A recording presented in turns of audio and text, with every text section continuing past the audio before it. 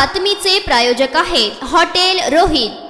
पंढरपूरच्या भीमा नदीच्या पाणी पातळीत मोठी वाढ झाली असून नदीकाठच्या गावांना प्रशासनाकडून सतर्कतेचा इशारा देण्यात आला आहे। पंढरपूर शहरालगत असणाऱ्या भीमा नदीच्या शेजारील व्यास नारायण झोपडपट्टीतील तब्बल 35 कुटुंबांना स्थलांतर करण्यात आले आहे। उजनी धरणातून 80,000 क्युसेकने विसर्ग येत आहे, तर वीर धरणातील विसर्ग देखील मंदावला गेला आहे। अशा परिस्थितीत पंढरपूरची भीमा नदी इशारा पातळीवरून वाहत आहे। जुन्या दगडी पुलासह 8 कोल्हापूर पद्धतीचे बंधारे पाण्याखाली गेले आहेत। अशावेळी प्रशासनाकडून नदीकाठच्या गावांना सतर्कतेचा इशारा देण्यात आला आहे।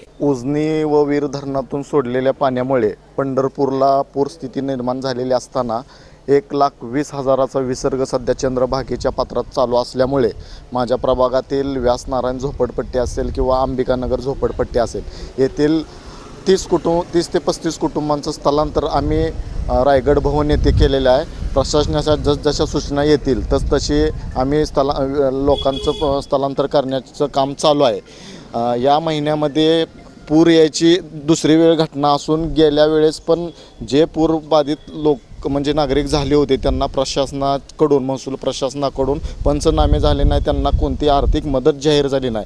त्याच पद्धतीने आता पण एक 15 ते 20 म्हणजे घरं पाण्याखाली आहेत आणि हे पाणी ओसरल्यानंतर महसूल प्रशासनाने गेल्या वेळची मदत असेल किंवा ह्या वेळेची मदत त्या नागरिकांना मिळवून द्यावी, अन्यथा आम्हाला महसूल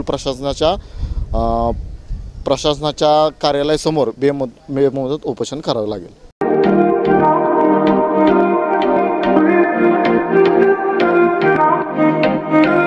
सोलापुरात व्हेज नॉन व्हेज जेवण मिळण्याचं एकमेव ठिकाण हॉटेल रोहित।